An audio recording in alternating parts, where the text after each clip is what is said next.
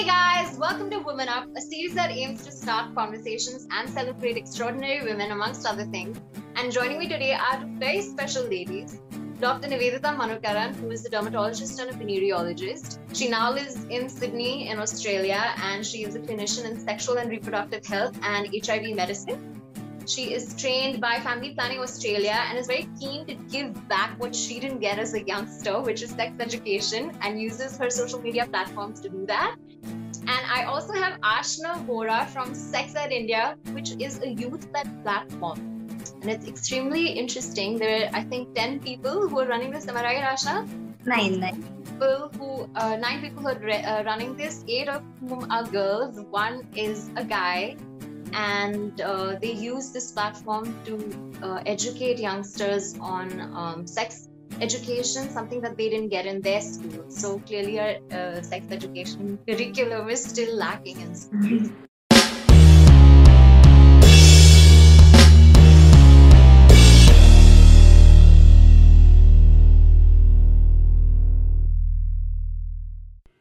Hi girls. Hello. Hi, Rashi. How are you today? I'm good. And hi, Ashna. Hi. Amazing. I'm going to jump right in and ask you why you guys started this. What prompted it? I mean, we all know that there is a gaping hole where sex education should be in our country, but what led you guys to get into this profession, or in Ashna's case, start this platform? So yeah, tell me your stories. Perfect. I'm going to go first. So like you mentioned, so I did dermatology and I wanted to be a skin specialist. And I come from a family of surgeons. My dad's a plastic surgeon. And he said, oh, don't do surgery, do derm and cosmetic surgery. So that's why I did dermatology. And along with dermatology in India comes this qualification, venereology, which is a very, very, very small part, and it is sexual health medicine. So we very quickly go through it as a theory, very theoretical STIs and treatment and, stuff like that. And then that's it. You do an exam and your sexual health is done pretty much. Then I moved to Sydney and I desperately was looking for a dermatology job to start with. And to my, disappointment, actually, I was really disappointed that I got a job in sexual health medicine and I did not get any derm job. So I thought, you have an entire department, an entire job for this venereology, and I just didn't understand. I thought, okay, I mean, it wouldn't hurt. It was such a small part of my education. So I thought, okay, let's go and do it. So I started doing that. That was like 12 years ago. And I still do that for a living. And I've completely left dermatology behind, and I'm absolutely fascinated by the whole sexual health field, not because of the sexual health itself, but more because of the importance that we are trying to give to people. Like how important sexual health is, how important the confidentiality, and how much shame is associated with, sexual and reproductive health, and how people actually need medical practitioners to, support them, guide them, not make them feel insulted or shamed, and give them the right advice and all that. So this is the kind of job I do here. And I've been doing that for a few years now. And I work with youth health here, where I look at youngsters from 14 years of age. And we actually talk about using condoms, sex. Sometimes I unfortunately have to even terminate because they have become sexually active and they did not, get into contraception and things like that. So when I was doing, and as I've been doing this work for a long time, what it made me realize isn't it amazing? If I had this conversation with someone when I grew up, because I remember, me and my friends, talking about the berry couscous, and then some people, getting symptoms or, itchiness or something and saying, oh my God, what's going on? You can't talk. It's a very shush, right? You can't talk to anyone. And can you imagine, we are all medical students. What about the people who don't know anything about this? And then we used to have people who were missing their periods and, jumping up and down, eating papayas, and you're thinking, and they're like, oh my God, kind of thing. And this is like a bunch of doctors that I'm talking about, that was our, situation then, which was which is a shame, And, looking at statistics that India has, how much of terminations and unsafe abortions and death we are having because of people, they rather try putting something in and terminating this baby. They rather die than go and tell someone that they're having sex or they fell pregnant. So that is our current situation. And me doing this job, kind of made me realize that this is not okay. I didn't get it as a young girl. Yeah. And to be honest, I got trained in India and I didn't give it back during the training period as well. I started seeing a big gap in the training of doctors. Like, for example, like I said, I very quickly read textbooks, but I never was taught to ask the right questions. Like, never asked a 17, 18-year girl or a guy, is your sex consensual? Is somebody actually raping you? Never ask the question. Never. And I think that's a big gap. That's a shame. I feel like, you're in a position where you could have diagnosed so many sexual assaults maybe, and even prevented. But did you ask the question? It's so rampant when we don't talk about it. I think exactly. all of us knows, every girl, literally every girl, including myself, has gone through something which shouldn't have happened, Exactly. And you are actually going to a doctor with a symptom. And if that doctor didn't bother to ask you that question or not, I won't even say it's not a fault, but it's just the way we are trained. We don't know. We don't even, like for me, when I started this job, I have to say, my boss came and said, okay, Nivi, I want to see how, you're from India. I want to see how you're doing this, start asking a sexual history. Yeah. And it was a really young person. And for me, I'm thinking sexual history and I'm thinking I can ask the person, are you having sex or not? I can ask that question. And I was looking at him and say, what do you mean by sexual history? What else do you like, And then he handed me 3 pages worth of questions that you can actually ask in a sexual health consultation. And I was really wowed by it. Like from the beginning of, some like very beginning starts off with, do you have sex with men, women, or both? You just break the ice like that, you just want to know whether they're gay, whether they're straight, whether they're that question is just broken straight there, because that's the most personal, most intimate, very important question. And when I break that ice, then every other question is very easy. Then it comes with, have you ever been forced? Do you have sex with sex workers? Do you do sex working? Do you use condoms? Do you not do? Do you inject drugs? I'm honestly 3 pages worth of sexual risks, and amazing. And I thought, wow, that's intense. I don't think we've ever heard of anything like that. I want to take this point to get Ashna into this conversation. Ashna, you're 18 and you're still in college. Tell me if things have changed. I didn't get any sex ed, and I remember everybody being so awkward about even biology chapters. Was it any different for you? No, na? Honestly, it hasn't gotten much better. Like even when we were in school, in 8th, we learned more about plant biology and plant reproduction than actual human beings. And the time when the closest thing you have to sex education is reproduction, and that's heterosexual reproduction. It's like a very heteronormative ideology, the way it's put. And it's only like a couple of pages that's in 9th and 10th grade. And the problem was most of us dropped out of science by 9th and 10th grade. Oh, yeah. So the only people who have access to the bare minimum is those who decided to pick science. I took science. Let me tell you, I didn't really learn much more than nothing to learn. Just 2 pages with a bunch of diagrams and this is what is. That was it. And then I think in 11th and 12th, there is slightly more detail. So I think you have to be 18 years old or 17 years old to finally know what a human body looks like. Which is, I think it's just very weird, because we learned with the eyes, nose, mouth, elbows, everything when we were 3 years old.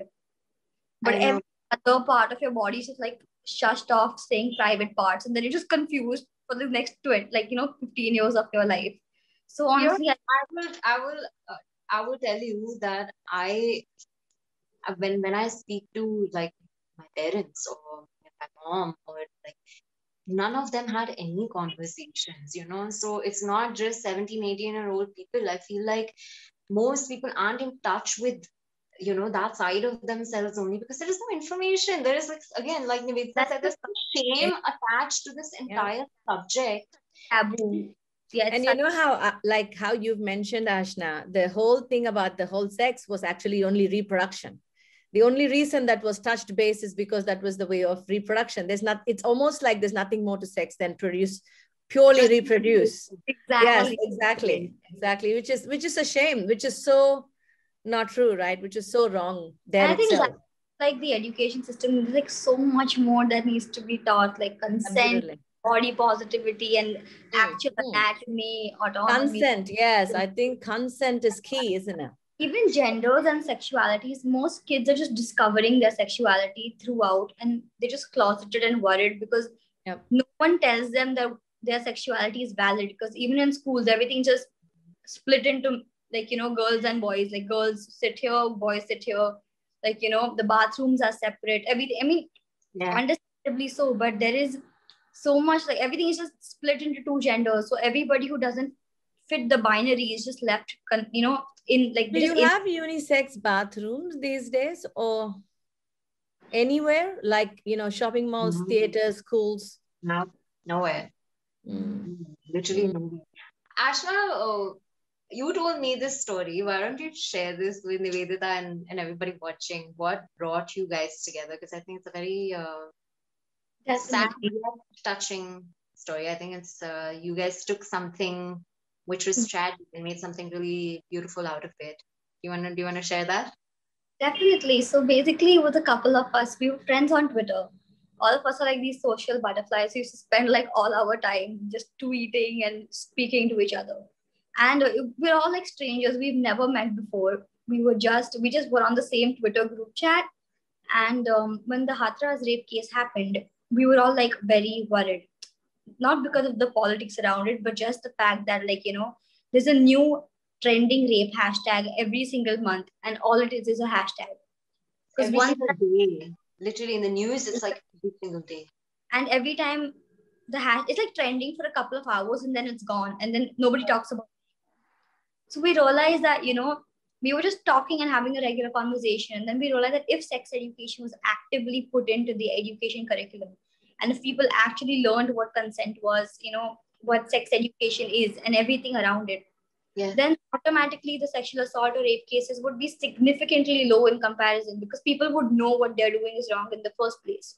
So we just got together quickly, and we were just like, we did like a crazy amount of research, and then we just put together this very elaborate tweet explaining why, if sex education is introduced, automatically how the statistics will drop. And the tweet did surprisingly well. It almost went viral. Like, a lot of people were retweeting it, and we got a lot of comments, a lot of DMs telling us that we've learned so much from this single tweet. And then we realized that we don't have to wait to be healthcare professionals to be able to educate ourselves, because that's going to take a couple of years. Why waste that time? So we just decided to start educating ourselves super actively. And then we just, all of us from Twitter, like, we've honestly not met, but we started working together. We split ourselves into departments like social media and content and everything. We just split ourselves into design, this and that, and we just started like, ground up. And so luckily able to put out some decent content, and people are learning. So I think that's the bigger picture, I guess. Love this story. It's just so amazing that you're using social media to bring together random strangers. I mean, I guess social media has that ability to bring people from all corners of the world together. And you're not even in the same city, right? We're split between Delhi and Bombay. I just love that. And you said that there's 8 girls and there's 1 guy. Nivedita, I want to ask you this also now. Ashna, tell me this. Why do you think there are more girls in this than boys? Do you think it's because girls get more affected directly? So actually, when we started, we did have a couple of more members. But since, like, the workload is so much, you're actually actively putting in so many hours, because balancing, college and academics and everything, it was tough. So there were a few other guys as well in the beginning. But I think it's also, to me, I think like the third wave of feminism has encouraged women to speak up and finally embrace their sexualities, and women as a gender have been socially oppressed, like historically oppressed for so many years. And I think finally when women see other women come out and share their stories and do something, it just like, inspires you, like, that you're not alone. I think that's why, since we were like, more women in the organization, I think that also comes from like, simply because like every woman knows that somehow, as you said, right, something has always happened that shouldn't have happened to everybody. Yeah. It's So I very think sad, but it's true. And I think that's one of the reasons that I started this whole thing, because I feel like growing up, I felt that I did not have that many successful women in positions of power around me and conversations like this happening around me. And I felt like I wanted to be a facilitator of that, bring women together, have intelligent conversations, especially about topics that are generally swept under the carpet. Nivedita, do you see a gender disparity in sex educators? I really have to, like, because you said about, women around you and stuff, I actually grew up at a in an atmosphere where I had so many powerful women around me, I should say. Like my mother was a surgical oncologist, head of the department. And we had so many, like, women dermatologists, like professors and stuff, where I got trained. And also, like, I was really close to a lot of women gynecologists who were like very, very, very dynamic and very feminist personalities. Right. Saying that their feminism was different. They were fighting little battles of their own. Like, for example, from an era of where women were not working, were not professionals. I think for them, being women working professionals, head of the department, being the boss of a few male was powerful enough. At that point, even at that point, surrounded by all these powerful women, sex wasn't a thing. I don't think even these women were at a headspace to talk about sex or not shame those people about sex. I think they have learned it that way. So their conservativeness or what they know about sex is, this is how it is, they didn't pay attention.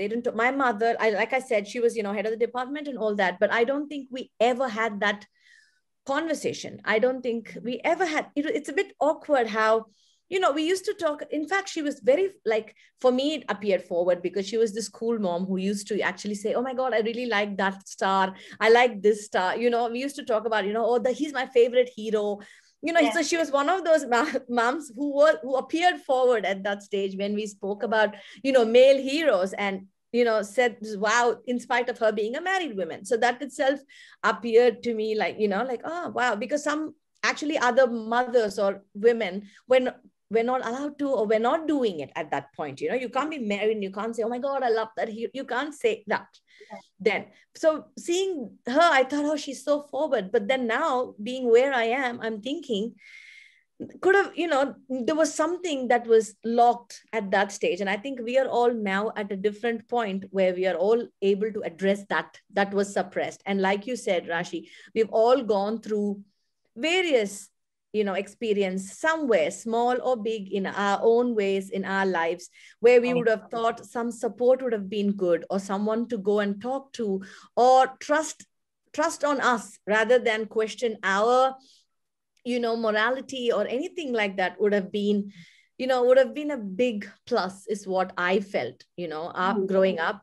And then when I started giving this to other people, that's when I thought, oh my God, how much did I miss and how much people are missing now, because this is exactly what we need to give back home. And that's what is, very important. Coming to the point of, men not doing as much sexual health, I should say, my boss is a man, and I work with quite a few of male nurses who do sexual health as well. And you know what, surprisingly, I should say, the number of straight men doing sexual health is very less. Even if people were to do sexual health, sex education, talk about it, most of them are gay men who are actually coming up front wanting to, do this for the rest of them. It's strange how, people who are, like you said, it's interesting. When I ask these questions, the idea is not to say women are better. It's just to kind of point out and talk about what the gender disparity is and what could possibly be the reason for it, and how can we then reach to a point where it's not that way. you know? Well, I don't know if we can reach to a point like that, but you're right. A lot of women do it. A lot of women take to it, and they do get into it. And I think women doesn't matter, what your sexuality is, how you identify as. There's still a lot of women doing sexual health work and all of that. And there are a handful of men doing it. And like I said, I do find only very few, a very, very a small bunch of heterosexual men doing sexual health or getting involved in, this rather than, more people. So I think that does make sense actually, because cisgender heterosexual men, when we say in terms of privilege, they're at like the top tier of privilege, because statistically the amount of oppression people from the LGBTQI plus community face and women face is significantly higher.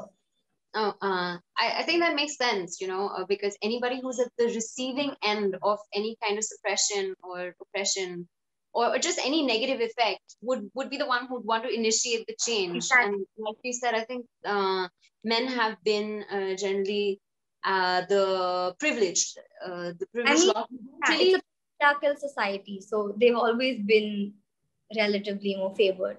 I agree. And they are the majority as well. They are not the minority, unfortunately. So cisgender heterosexual men are majority. And so it's you're right. It's about the privilege, isn't it? What doesn't bother them really does. You don't want to, you're happy where you are. So I guess, Okay, I want to ask you guys, this is a funny question considering, we're all grown-up people, but we're still in an Indian context. What do your families have to say about what you're doing, as far as the subject's concerned? Because we live in a society where kuch awkward aata hai TV where the people just like quickly change the channel, and pretend like it didn't happen. So then to go after your, like, either of you have any any questions asked about this? Why this? Okay, so when I told my parents that I'm running an organization called Sex Education India with a bunch of people, they were just like, why? Because education is like, just because I have the word sex in it, I mean, my parents are very, liberal that way. They've never stopped me from doing what I want to do and everything. And I've been relatively very lucky in that department. Like even today when an article comes out or a newspaper feature comes out or whatever happens, and so recently I think Dr. Nivedita was a part of the article as well, live mint article. I spoke about masturbation, and it's a newspaper, and everybody I know reads the newspaper.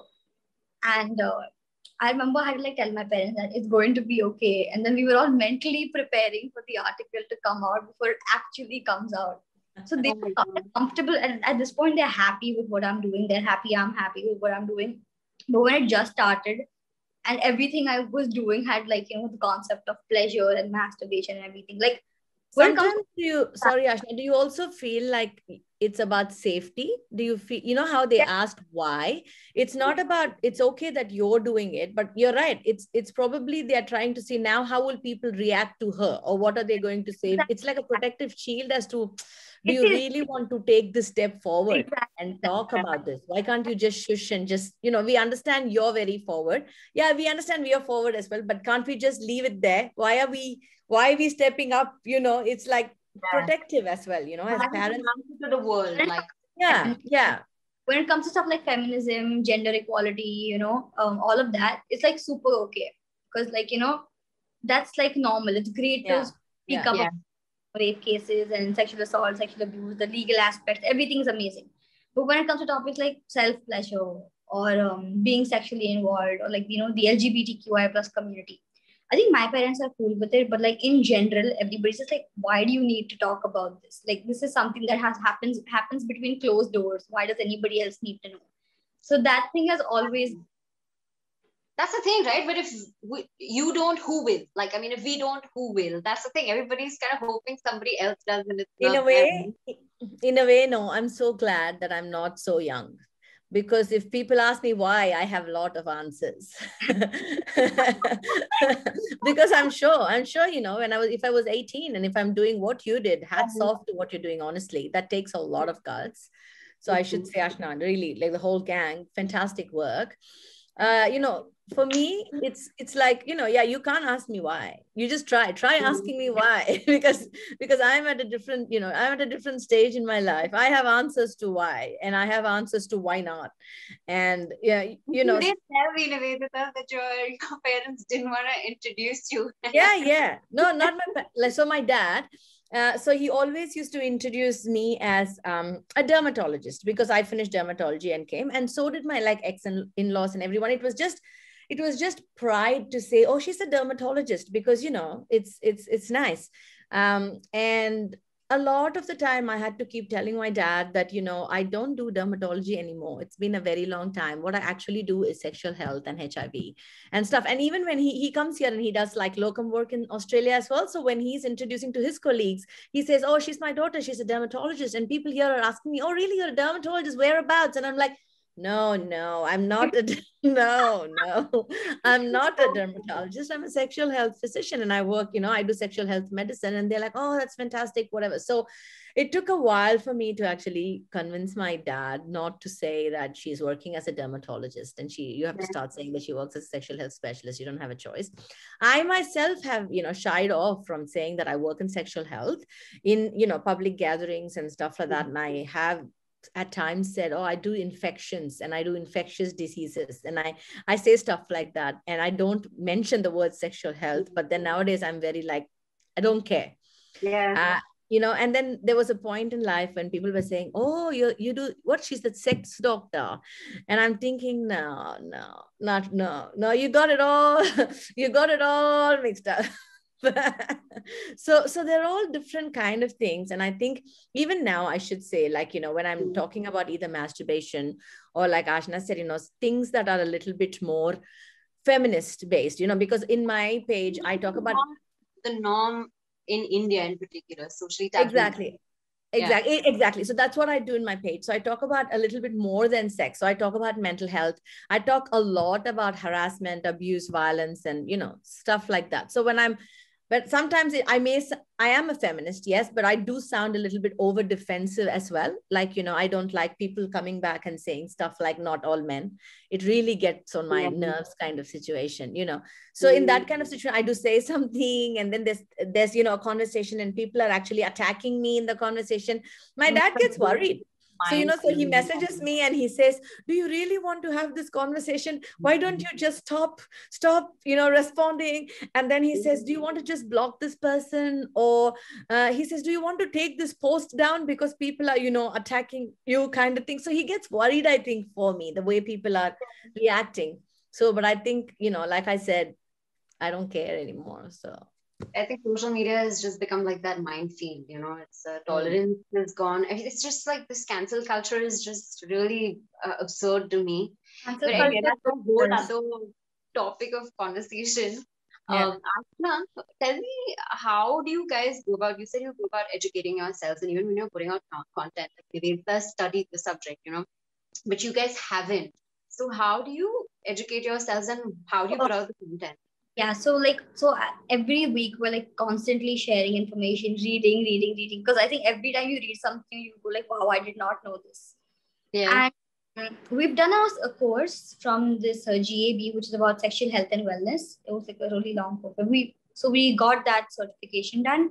Yeah. And more than that, I think we've done a lot of unpaid and paid, like, you know, sessions with like a lot of doctors, senior sex educators. I think, and we just learn from so many people around us, like, you know, so many other sexual health educators and doctors. We learn so much from them. And we're very lucky when it comes to our content. All of our content is monitored by doctors and healthcare professionals, and, you know, amazing. Because, you know, the entire industry that way, I feel like when I see sex educators, they're always there for, like, you know, if anything happens, they're there for each other, because everybody like firsthand knows how it works. Yeah. So if like it's never really happened, but like if at all, like, you know, our content has something that, you know, somebody might have a problem with, somebody or or another in like the next 10 minutes, we'll bring it to our notice, and then we will work on that way. So I think we've never. I agree with you, Ashna, but I think that's what is best amongst us, isn't it? All of us who are trying to be on the sex ed platform, that's what I have noticed as well. So we are all following each other. We're all looking out and learning from each other's content. And I think the minute something looks, some of them are, like you said, Rashi, are done this for a profession, educated themselves for a profession. Some of them are doing it, like you said, out of goodwill. Some of them have certifications and, experience and a lot of things. So the different kind of people who are doing this job, but I think we're all following each other. We've almost kind of got each other's back here, because the minute something, even like spelling mistake, I think I did a post on masturbation, and I think instead of you are, I think I did are you, and then I got ping, so many people saying that there's a spell check. So I had to say, oh my God, I had to pull it down. And this is what I'm saying. So there's not really anyone who went on my post and said, hey, by the way, your spelling is wrong. You know what I mean? There was not any of that. Instead, I had all these people like ping too, saying, hey, your spell check's, wrong. You've spelled this wrong in slide 3 or something like that. So people actually watch out for each other, look out for each other. And I think that's very nice. Creating that community is important, because we are all doing something out of the norm, because our end goal is the same. We're all working towards the same end goal. And I feel like that at least in that way, we can support each other, help each other. And what kind of traction are you guys seeing on your platforms? Nivedita already told us about the trolls on her page, but is the number of trolls higher than the number of people who are thankful for that content? What is the genuine response? No, not really. I won't say it is that way, because I do have people who are really appreciative of what we do. Most of it is very appreciative, but there are some people who don't. Suppose, for example, when I'm doing anal sex, I think most of the time, with my anal sex post and stuff like that, people, pass really bad comments as to, this is not a natural way. Why are you encouraging an unnatural way of sex? Some people say there is so much like shit, what kind of doctor are you, stuff like that. So there are some things. Usually I'm very patient, because I'm thinking that's all coming from a point of illiteracy. You didn't educate yourself, you don't know about it. So sometimes I'm really patient, and I actually send my post saying, read this, read that, or I say it's not true. I try to, but some days I am, at the edge, and I try not to respond, and I very calmly ignore the messages. That's just right. Like even with us, like whenever somebody says, so it happens. I remember when we did World's Men's Day post or something, all the men were like, in the comments, they were like, okay, thank you, whatever. And the women were all like hyping the men up, like, tagging men in their life that they love, and like, hyping it up. But in the Women's Day post, it was just men saying these feminists are going to ruin everything. They want to make everything about themselves. Like if you actually go through both the posts, where there's a post for Men's Day and there's a post for Women's Day, you will see that women and this is just something we noticed. I'm not saying that means anything, but we were just like, when we do a post about men, women are happy to see the content, and they're hyping the men in their lives up in such a nice way. But when we do posts on women, it's always so many men, and not a lot of appreciative men as well. But in the comment section, there are always so many men who go like, feeling insecure is what I think. Exactly, definitely. And I think even when we have content that is not heteronormative, right? It's not just heterosexual sex, because at the end of the day, we're all working towards not just sex education, but it needs to be comprehensive and super, no matter inclusive. Yeah.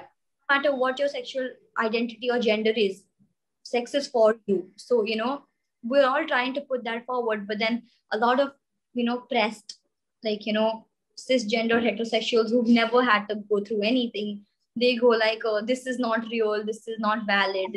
And a lot of religious, sentiments. I feel like they're also scared about losing their position in the society, or losing their patriarchy, the what do you say, the control that they've had for many, many years. And I feel like, people don't have to take feminism as anti-men.